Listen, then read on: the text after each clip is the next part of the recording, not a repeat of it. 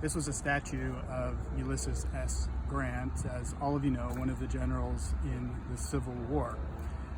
I want to introduce you to the Lieber Code.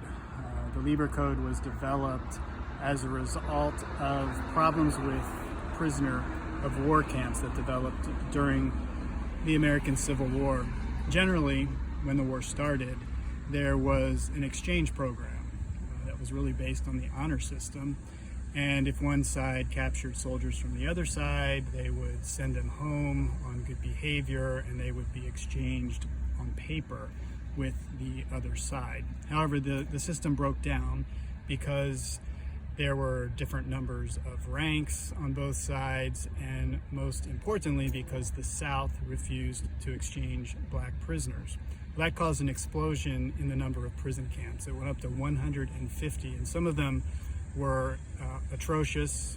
Prisoners were living in horrible conditions. They were dying, and it caused President Lincoln to be concerned about not only prisoners, but soldiers and civilians as well. So he asked a professor at Columbia University, Francis Lieber, if he would develop a set of rules for the treatment of particularly prisoners during wartime.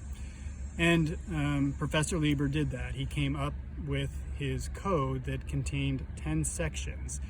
And he developed that in 1863. Remember that date. It plays a significant role in looking at the awareness that people had, not only in the United States, but other countries around the world, of the rights of prisoners, civilians, and soldiers.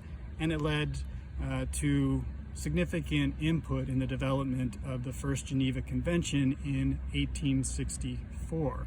Francis Lieber came up with these 10 provisions, some of which have survived to this day. The prohibition against cruelty, inhuman treatment, the prohibition against poisoning people, and the distinction that he recognized, that there's a distinction between soldiers who are combatants and non-combatants. He even recognized the distinction between medical personnel and chaplains, how they are different than combatants. So his focus on military distinction is very important, as well as his definition of humanity, which recognized, again, specific rights that individuals have. So that's Francis Lieber. You'll read more about him in the assignment this week when you actually read the 10 sections of the Lieber Code.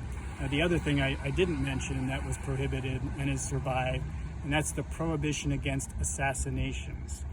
Something I'm going to challenge you to think about with the Department of Defense Rewards Program. If you haven't heard of it, there's a slide that I'm going to show you a little later in the class.